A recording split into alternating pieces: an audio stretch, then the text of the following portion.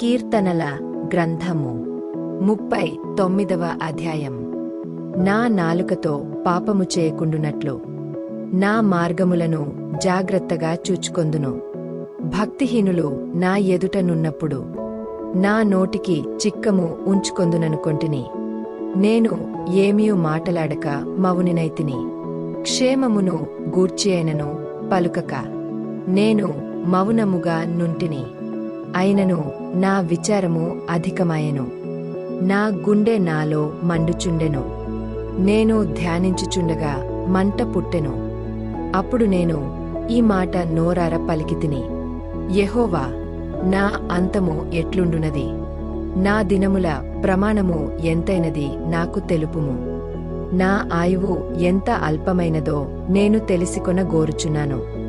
నా దినముల పరిమాణము నీవు బెత్తెడంతగా చేసియున్నావు. నీ సన్నిధిని నా ఆయుష్కాలము లేనట్టేయున్నది. ఎంత స్థిరుడైనను ప్రతివాడును కేవలము వట్టి ఊపిరి వలె ఉన్నాడు. మనుష్యులు వట్టి నీడవంటివారై తిరుగులాడుదురు.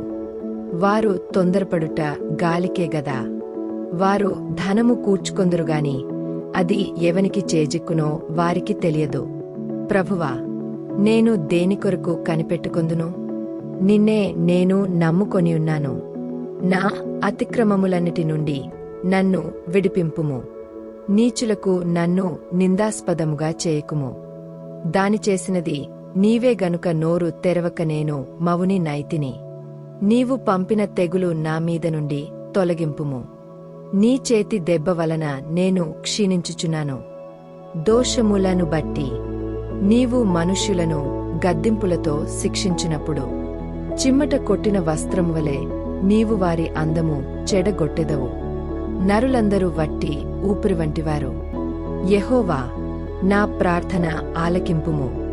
నా మొరకు చెవి యొగ్గుము. నా కన్నీళ్లు చూచి మౌనముగా నుండకుము. నీ దృష్టికి నేను అతిథి వంటి వాడను. నా పితరులందరి వలె నేను పరవాసినయున్నాను. నేను వెళ్ళిపోయి లేకపోకమునుపు నేను తెప్పరిల్లునట్లు నన్ను కోపముతో చూడకుము.